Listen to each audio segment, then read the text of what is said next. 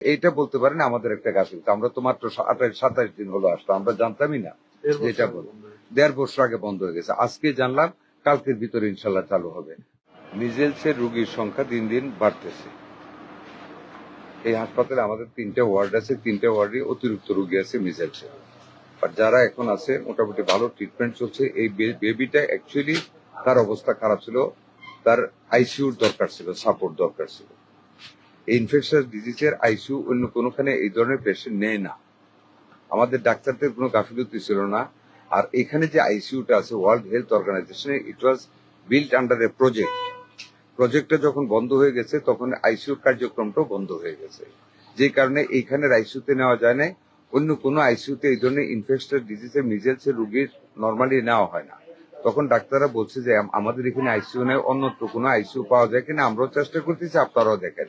But বাচ্চাটার অবস্থা এত খারাপ ছিল, যার মানে ভেরি স্যাড টু সে যে পেশেন্টটা তখন মারা গেছে। এখানে আমাদের আসলে গাফিলতির কিছু ছিল না।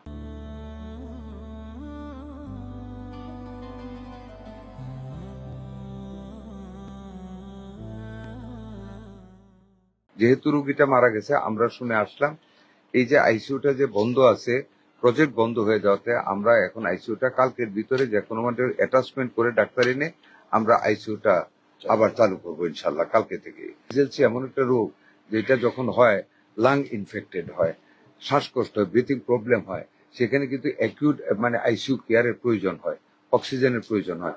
যেহেতু এইখানে কোনো আইসিইউ ইউনিটটা ছিল, বাট এটা বন্ধ, প্রজেক্ট বন্ধ হয়ে যাওয়ার কারণে it was not build by the government, এটা ছিল প্রজেক্টের হুর, এবং সেটা বন্ধ হয়ে যেতে এইটা বলতে পারেন আমাদের একটা গাফিলতি। আমরা তো মাত্র 27 দিন হলো আসলাম, আমরা জানতামই না যেটা বল 1.5 বছর আগে বন্ধ হয়ে গেছে। আজকে জানলাম, কালকের ভিতরে ইনশাল্লাহ চালু হবে।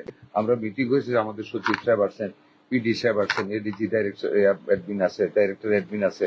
We have taken a decision, যেহেতু এখানে পোস্ট নেই, আমরা অ্যাটাচমেন্ট করে কালকে ডাক্তার, তারপর টেকনিশিয়ান, কনসালটেন্ট আমরা দিয়ে কালকে থেকে ইনশাল্লাহ এটা অ্যাক্টিভ করবো। আশা করি আইসিইউ চালু করবো, আশা করি আল্লাহর রহমতে এই ধরনের ঘটনা ঘটবে না। আমাদের যে হাসপাতালে এখন আমরা আছি, এখানে 24 আওয়ার্স যদি কোনো ডাক্তারের একটা ব্যবস্থা থাকতো, তাহলে হয়তো ইনস্ট্যান্ট যে কোনো রোগীর যে কোনো সমস্যা ইমার্জেন্সি চালু আছে, 24 আওয়ার ডাক্তার আছে।